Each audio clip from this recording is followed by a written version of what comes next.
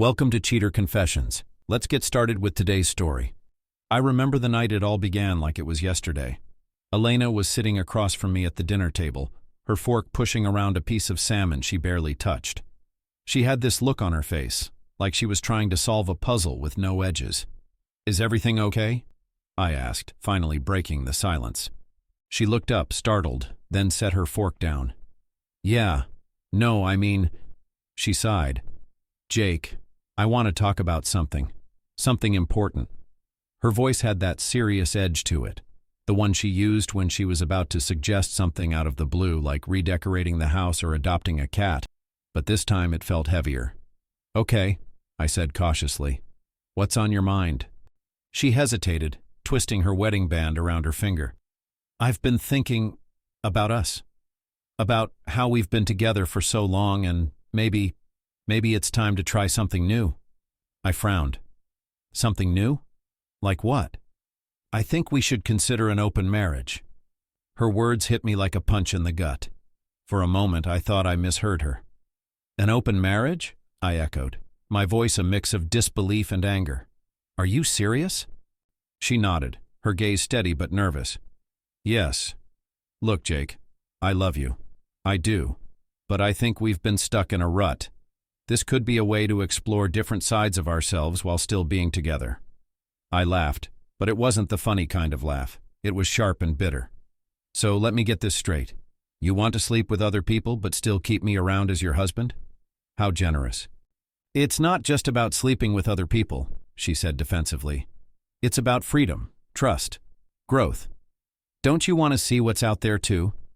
I shook my head. "No, Elena, I don't. I married you because I wanted you, not some open-ended experiment in freedom." The argument lasted for hours.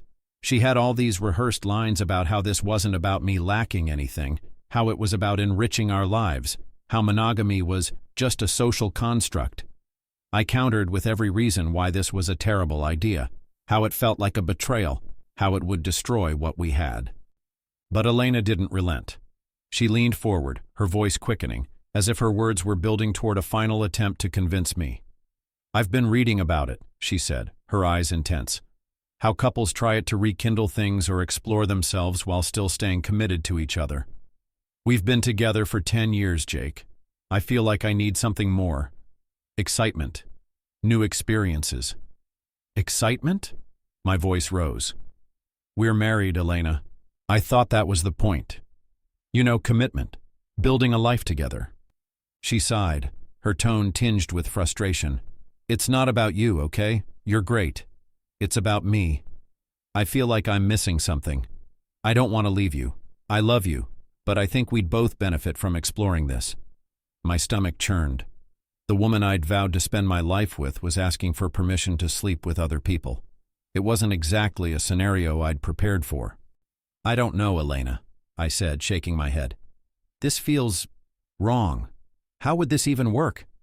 She reached for my hand, her touch soft, coaxing. We'd set boundaries, clear rules, no emotional attachments. We'd always communicate and be honest about everything. "Jake, I need this, and I don't want to do it without you." Eventually, though, I gave in. Not because I agreed with her, but because I wanted to see where this would lead. Call it morbid curiosity, or maybe I wanted to prove her wrong. But even as I nodded and said the words she wanted to hear, I was already thinking about divorce. If Elena wanted to sleep with other men, I wasn't going to stay married to her. The thought burned in my mind, cold and sharp. I didn't say it yet, but I was ready. The following day, I took the first steps to protect myself. While Elena went about her usual routine, I was already looking into ways to shield my assets. I read articles, called a few financial advisors, and even booked an appointment with a lawyer. I laid it all out: the open marriage proposal, my suspicions, my plan to end things without losing everything I'd worked for. My marriage was over, at least for me it was. But until everything was sorted out, until I had the divorce papers signed and my future secured, I decided to play along with her little open marriage game. I wasn't going to show my cards just yet. The next few days passed in a surreal haze. Elena wasted no time diving headfirst into her newfound freedom. She started dressing differently. Tighter dresses, higher heels, a spritz of perfume I hadn't smelled on her before. And then, just like that, she was dating. Then there was my turning point. It came one Saturday when her best friend Amy came over for coffee. Amy had always been around, a bubbly, sarcastic counterpoint to Elena's more serious demeanor. She was the kind of person who could light up a room just by walking in. As the three of us sat in the living room, Elena excused herself to take a phone call. Amy and I were left alone, and I noticed something. The way Amy looked at me, not with pity, like so many others, but with something deeper. Sympathy. Understanding. And if I was honest with myself, there had been something else too. Flirtation. In the past, I'd caught Amy giving me these subtle, playful glances, an extra smile that lingered too long, a teasing joke with just a hint of double meaning. But back then, I brushed it off. She was my wife's best friend, and I was a married man. Nothing good could come from entertaining those looks. But now, things were different. Elena had opened the floodgates with this open marriage thing, and suddenly the boundaries that used to hold me back were gone. For the first time, I didn't have to ignore the flirtation. I could respond. "She's really taking advantage of this whole open marriage thing, isn't she?" Amy said, her voice low. I raised an eyebrow. "What makes you say that?" She shrugged. "I see how she treats you. Like you're just there. It's not fair." Her words struck a chord. Over the next few days, Amy and I started talking more. Innocent conversations at first, then deeper ones. She became my confidant, the one person who didn't make me feel like I was losing my mind. One evening, Amy and I ended up at a local bar, just the two of us. We found ourselves lingering longer than usual. The conversation was easy, lighthearted, a bit flirtatious, like it always was when we were alone. But tonight felt different. The tension between us, which had always been there but unspoken, had shifted. Amy gave me that playful smile, the one I'd seen countless times before. But this time there was something more to it. "Hey, Jake," she said, her voice low. "You want to come back to my place?" Without thinking, I nodded. "Yeah." We drove to her place in silence, both of us acutely aware of the change in the air. I couldn't shake the thought that for the first time, we were not just friends or confidants. We were something else. As soon as we stepped inside, one thing led to another. The chemistry was undeniable. She leaned in, and we kissed. Before things went any further, Amy paused for a moment, her breath shallow. She looked at me with a mixture of longing and vulnerability. "I've always liked you, Jake," she confessed, her voice barely above a whisper. "I wanted you for so long, but you were married to Elena. I never thought it would happen like this, but I'm glad it did." Then there was no turning back after that. We moved to the bedroom, and soon enough we were in bed together. The next few days passed in a blur. Elena had begun fully embracing this open marriage. She was out late more often, dressing differently, even more provocative than before. It was almost as if she was making up for lost time. And I? Well, I was quietly playing along, making sure everything moved at my pace, all while knowing that things had already changed in ways I couldn't undo. One night she came home late, smelling like wine and someone else's cologne. I was sitting on the couch waiting for her. "How was your night?" I asked, my tone icy but calm. She hesitated before answering. "It was good. I met someone." "Met someone," I repeated, eyes narrowing. "And we talked. That's all." She avoided my gaze as she moved toward the kitchen, her voice trailing off. I knew better than that. She wasn't just talking to him. She'd slept with him. But I said nothing, waiting, letting the words hang in the air. I wasn't going to play her game and pretend I didn't know what was happening. She wanted this. She had pushed for it. A few moments later I asked, almost casually, "So how was it? Did you enjoy it?" She paused, a slight flush creeping up her neck. "It was good." I took a slow breath, then casually dropped the bomb. "I did the same thing, you know. Last night." Her eyes snapped to mine, wide with surprise. "What?"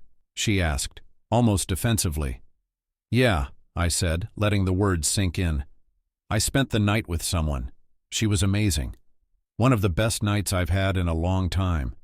You were right, Elena. This is exactly what we both needed." I kept my face neutral, watching her carefully. The jealousy began creeping into her eyes, but she didn't say anything at first. Instead, she turned away, pretending to busy herself with something in the kitchen, but I could tell she was rattled. "You're not upset?" she finally asked, her voice tight. No, I answered, keeping my cool. Why would I be? You said we both need to explore and be free.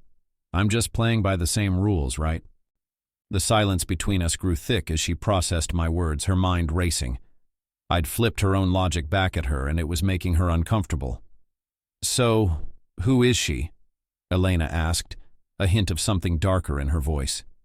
I'm not sure you'd know her, I replied nonchalantly, suppressing the urge to smile. But she's someone who understands me, someone who makes me feel good. Elena stood still, her fingers gripping the counter. I could see the jealousy clouding her eyes, but she tried to hide it. You're not the only one, Jake. I don't care who you sleep with. But I could tell that she did. She cared more than she wanted to admit. The thing with Amy started out slow, casual even, but it quickly grew into something more serious. Every time I saw her, it felt like something deeper was forming, like we were building something together that I hadn't even realized I needed. We talked more, laughed more, and I found myself looking forward to our time together, each moment feeling more genuine than anything I'd felt in a long time. And all the while I continued to carefully set the wheels in motion for the inevitable. My lawyer had been on the case, and everything was shaping up exactly how I'd planned. I had a clear picture now. Divorce, yes, but with the added bonus of protecting my assets. I wasn't going to let Elena take me for everything I had just because she wanted to sleep with other men. The financials were in place. The paperwork was ready. I had made sure that any property, savings, or assets were secured, ensuring that when the time came, Elena would be left with nothing. She had no idea what was coming. I had played the game long enough. It was all about timing now. One afternoon after Elena had left to meet yet another friend, I called Amy. I told her I needed her, that tonight was the night. I wanted her to come over, and I wanted it to be just us. I needed to show Elena exactly what she had lost, and what she could never take back. I could feel the excitement building as I prepared. I made sure everything was in place, setting the scene just the way I wanted it. Amy arrived not long after, her smile easy and knowing, as though she could sense what was coming. We didn't waste time with small talk. We went to the bedroom. Things between us were no longer casual. As I held her, I felt the weight of everything that had led up to this moment. My pain, my betrayal, the frustration of watching Elena twist our lives for her own selfish needs. And I felt satisfaction. I didn't need Elena anymore. I was free, and with Amy, I was choosing to build something real. And then, just as I had expected, the door opened. I heard Elena's voice before I saw her. Jake? I froze for a second, the sound of her voice sending a chill through me. I looked at Amy, who was already standing and moving toward the door. It was happening. Elena stepped inside, her eyes going wide as she took in the sight of us in bed together. What the hell is going on here? Elena's voice cracked as her eyes filled with shock and rage. I stood up, calm but steady. What's wrong, honey? Elena's hands shook as she stepped back, her breath coming in shallow gasps. You're sleeping with her? She is the one you are sleeping with? Yes, why? Is anything wrong with that? We agreed to sleep with whoever we want. No emotional attachments, remember? Then Amy jumped in, her voice light but biting. Thank you for giving Jake to me. He's the best I've ever had. Elena's face twisted with disbelief, and then the hurt flooded her eyes. How could you? She took a step back. You were my best friend. How could you sleep with my husband, you little whore? How could you do this to me? Amy met her gaze without hesitation. You did this to yourself. You wanted the open marriage, right? And what we have with Jake, it's not casual. We're together now. For real. I could see the tears welling up in her eyes. She looked at Amy, then at me, her face a mixture of disbelief and hurt. So you're really with her now? I took a deep breath and walked over to where she stood. There was no turning back now, no more pretending. I looked her square in the eyes. Yes, Elena, I'm with her now. And we're not just sleeping together. She kept crying, her sobs rising in intensity. Then I continued, I've filed for divorce. I'm done with you. You've made your choices, and now I'm making mine. Her expression shifted from anger to complete devastation. She looked as though she couldn't breathe, the reality of it hitting her harder than I had anticipated. You filed for divorce? Her voice was barely a whisper. Jake, No. Please, we can fix this. We can. I shook my head. No, Elena. There's nothing to fix. You've already ruined it. I've given you the freedom you wanted. But I'm done with this. I'm done with you. She collapsed, her knees buckling as she sank to the floor, her face in her hands as the sobs started. I didn't mean to hurt you. I thought we could try. I thought we could be happy. I just wanted to feel alive again. I watched her, emotionless. You wanted to feel alive? You didn't care what it did to me, Elena. You didn't care what it did to us. Now I'm doing what's best for me. The silence that followed was deafening. Elena was crying and Amy stood behind me, quiet but present. There was no comfort for Elena here. Not from me, not from anyone. In the end, Elena didn't get anything from me. When the divorce was final, she walked away with nothing. No money, no property, nothing. She left the house and I never saw her again. Soon after, I sold the house, making sure to sever all ties to the past. It wasn't just about the property. It was about leaving everything behind.